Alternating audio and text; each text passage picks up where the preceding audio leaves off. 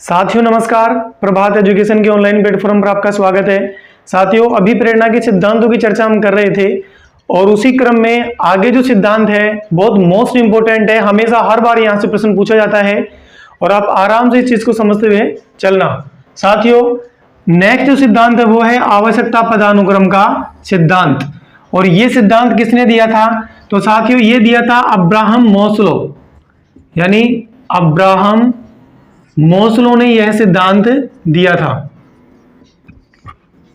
साथियों कई बार तो यहां से यही प्रश्न पूछ लिया जाता है कि अब्राहम मोस्लो ने कितने प्रकार की आवश्यकताओं की बात करी है या कितनी प्रकार की आवश्यकताएं बताई हैं। तो कितने प्रकार की बताई है?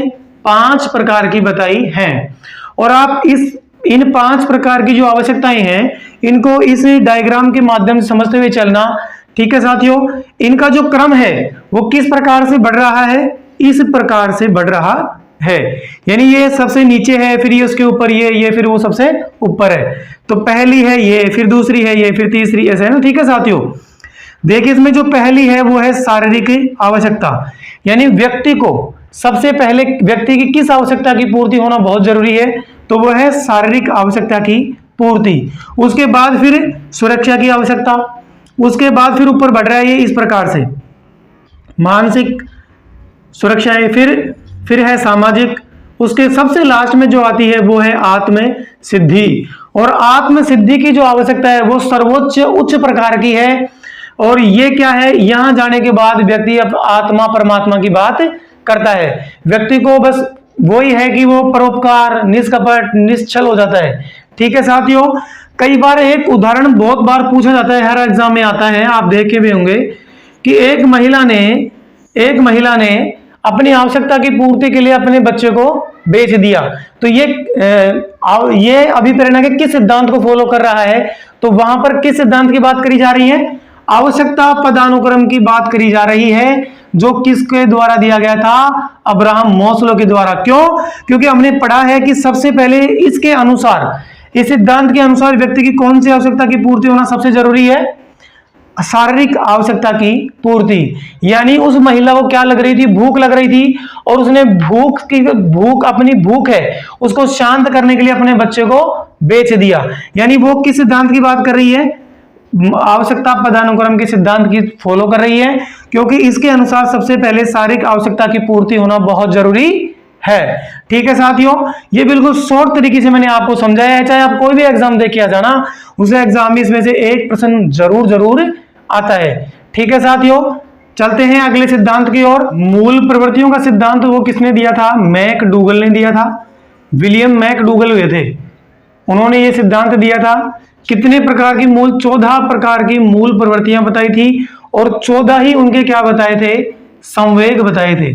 ठीक है साथियों, अब कौन से थे उनके बारे में अपन देखते हैं एक एक करके। देखिए समझते हुए चलना। भय तो क्या है? ये है मूल प्रवृत्तियां और ये है इनके संवेग। तो जब भय का मतलब डर होता है, याद कैसे रखेंगे कि जब भी हमें डर लगता है तो हम क्या करते हैं? भाग जाते हैं, पलायन कर जाते हैं। तो भय की मूल संवेग क्या होगा? पलायन कर जाना। फिर दूसरी बात क्रोध है, मूल प्रवृत्ति है।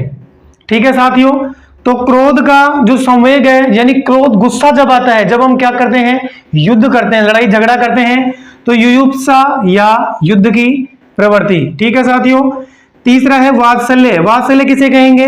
एक मां का अपने बच्चे के प्रति जो प्रेम होता है वो क्या कहलाता है? वात्सल्य कहलाता है। तो वात्सल्य शिशु रक्षा, याद रह जाएगा वैसे ही। नेक्स्ट है अधिकार भावना, यानी अपनी चीज पर अधिकार जमाना। तो कौन सा संवेग है यहां पर? स्वामित्व का भाव है। आगे है भूख, जब भूख लगती है तो हम भोजन की तरफ जाते हैं, भोजनान्वेषण। फिर है कामुकता, यानी जो कामुकता होती है, काम प्रवृत्ति होती है, उसका क्या है? काम प्रवृत्ति। आगे है आमोद का है हास्य की प्रवृत्ति। आमोद यानी हास्य, यानी हंसी मजाक। ठीक है साथियों। कृति भाव का मतलब है नई चीज का निर्माण। कृति यानी करना, नई चीज करना। ठीक है, तो वो किस में होता है? सृजनात्मकता में होता है, क्रिएटिविटी में होता है, सबको पता है हमें। उसके आगे जो है वो है आत्माभिमान, और ये है श्रेष्ठता।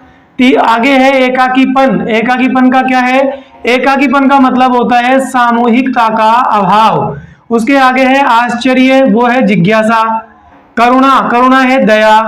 घृणा, घृणा है दूसरों को नापसंद करने की प्रवृत्ति। और आत्महीनता का मतलब है स्वयं को नापसंद करने की प्रवृत्ति। दोनों में इतना ही अंतर है, घृणा तो अपन करते हैं दूसरों को नापसंद, और आत्महीनता यानी अपने आप से ही क्या करना? नफरत करना, यानी स्वयं को नापसंद करने की प्रवृत्ति। ठीक है साथियों, तो इस प्रकार हमारा अभिप्रेरणा का पूरा टॉपिक आज कंप्लीट हो गया है। और ये टॉपिक आपको कैसा लगा, समझ में आया कि नहीं आया, कमेंट बॉक्स में आप जरूर लिखना।